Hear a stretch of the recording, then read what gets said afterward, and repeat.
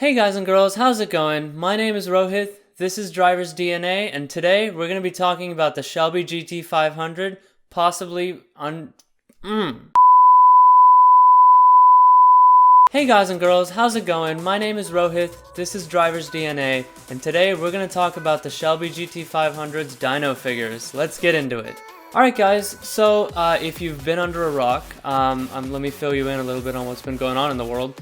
The Shelby GT500 has just released, and the first few units have gone out to customers, and of course the C8 Corvette is coming out late this year, in December, early next year, sometime around then is when customers are going to be receiving their cars. But we found out some really interesting stuff about the dyno figures. So, if you guys don't already know, the 2020 Shelby GT500 uses a 5.2 liter V8 engine that's supercharged and comes with a 7-speed Tremec dual clutch gearbox, right? So, main thing with this is that, Ford's advertised power values for this is 760 horsepower at 7,300 RPM. But, and this is of course, generally on the websites what you'll find, of course, is the advertised power value is usually at the crankshaft and not at the wheels, because obviously it looks better to show the higher number at the crank. And in most cases with traditional automatic transmissions, especially with torque converter automatics, you're gonna have some major drivetrain loss before the power from the engine gets all the way down to the wheels, right? So obviously engine produces power at the crank, and then the crankshaft and all that stuff is connected through the transmission to the wheels, and by the time the gears spin and it gets all the way through the differential and to the wheels, you end up losing some power due to natural physics, which makes sense. Now with a dual clutch transmission, you have less drivetrain loss than you do with a traditional automatic, which is really interesting, and the generally accepted value seems to be 15%. So the really cool thing with this, according to, and I have to of course give full credit to Speed Phenom's video and his channel of course for this, because he's one of the first few customers with the GT500 who did the dyno test, and after watching his video I just thought this would be a super interesting topic to talk about. So of course Ford's horsepower number is 760 at the crank, but we later find out that after this dyno test that they came out with 705 horsepower at the wheels on the dyno, which is really interesting because if you take Ford's 760 horsepower value and subtract the 15% drivetrain loss you expect from the dual clutch gearbox, which is about 114 horsepower, you actually end up with 646 horsepower.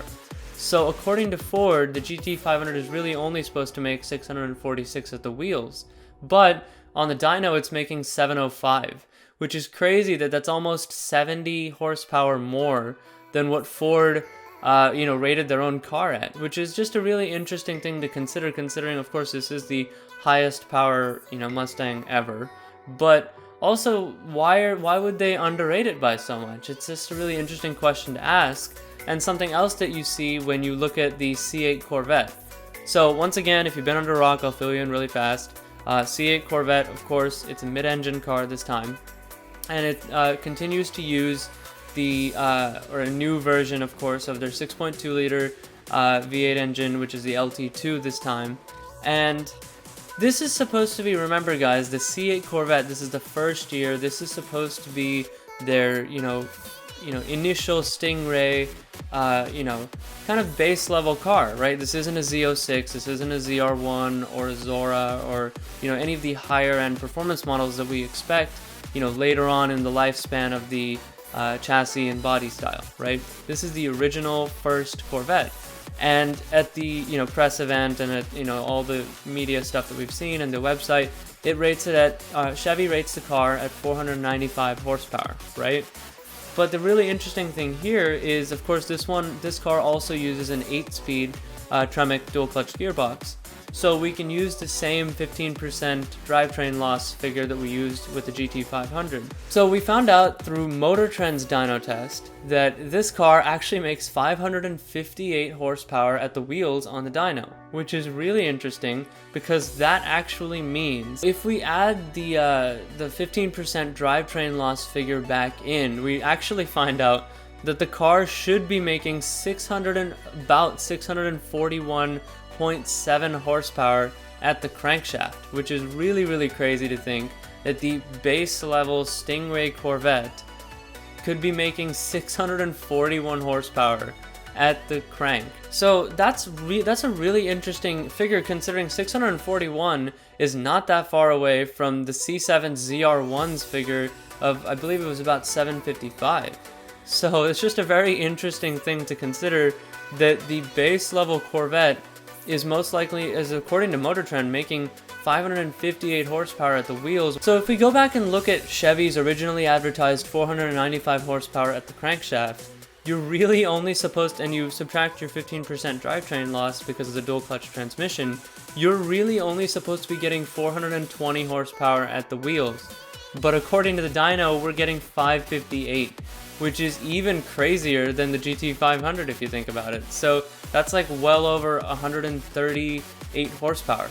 So this is just really interesting thing to consider, that because we already know that with cars like the McLaren 720S and just all the McLarens in general, there's a really big suspicion that they've been underrating their horsepower values because the cars are just way too fast to be, the actual advertised horsepower values. So this is really interesting, considering now that we have, pretty much literal proof at this point that even the American manufacturers are following along the lead of companies like McLaren in terms of underrating their horsepower values. This is just a really interesting thing to consider, and maybe we can kind of talk about it in the comments section about why companies would underrate their values, and instead if they could just show stronger marketing material, if they could just show the actual values.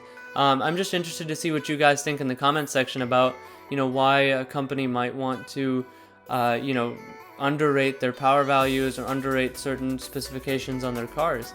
But yeah, this is just a really interesting, something I just found super interesting that I just thought I would do a quick little video, talking head video for you guys.